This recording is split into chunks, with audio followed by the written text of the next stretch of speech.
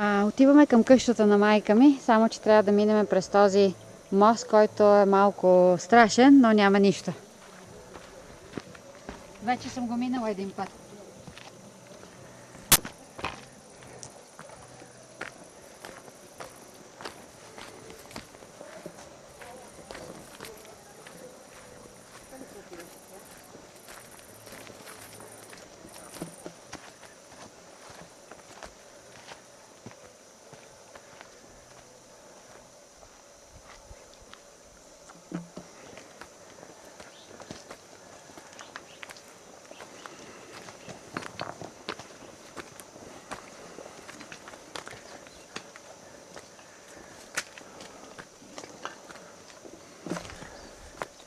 Горе.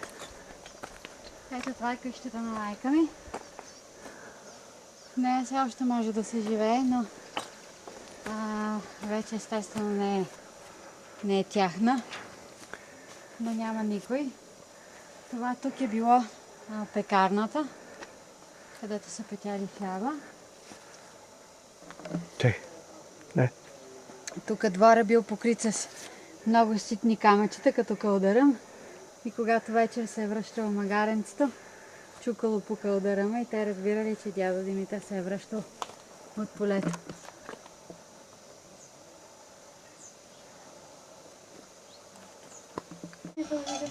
Да, на задни крака. Ма и тя е нападателна. Мадама.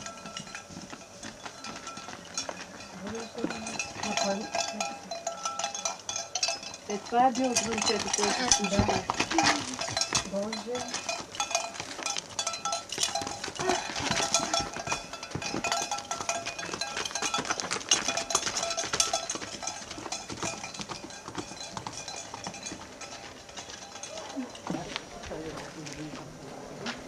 Сега зълбите, знаеш кой е зълба?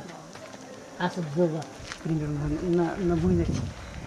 Представям се, че като се ожени той, фуровицата аз ще я люшкам, като дойдат сватовците, червеното знаме, той нас шарена хубава фуровица с кръст, с чемшири отгоре се правеше. И аз ще я люшкам, като дойдат сватовците.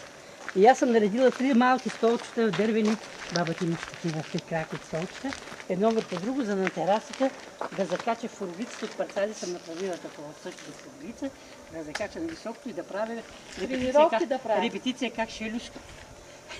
И ти стол да като се урно, сега паднаха. И аз съм на тераса, да в терасата падната, не паднах долу. И това го разказвам на бабите Марга. Тя гледа толкова, леле Боже, ако си паднала долу, какво ще стане? Боже, Боже, Боже, сега репетира да бъде зълба. Да бъде зълба на Гошо. Но не го е кръстен. Дълго очакване си. Да задумаш и такъв художник, да как не слушаш съндъците, които ги правеше за прикие на булките. Той ги гоеди, той ги рисуваше, той всичко правеше. Право нагоре пътечки. Добър ден.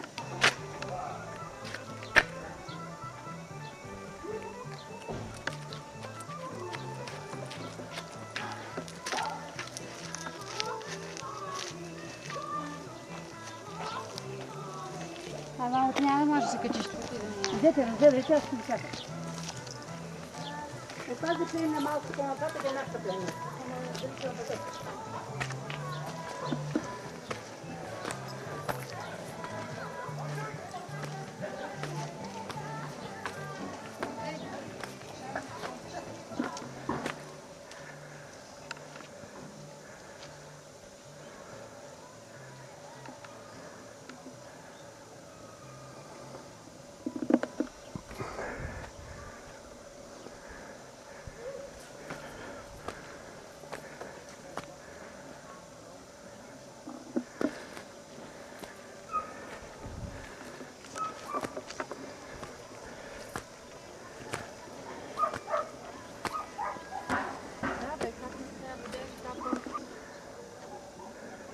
Да включим осветлението, могло е да се влезе.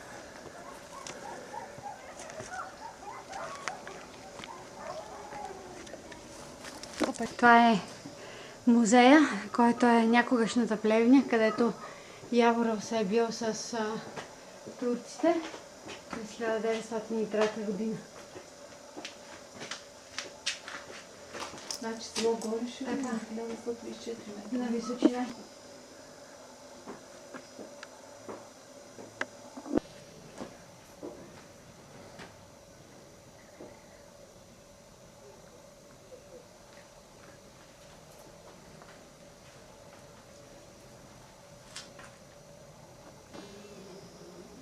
Изглед от музея.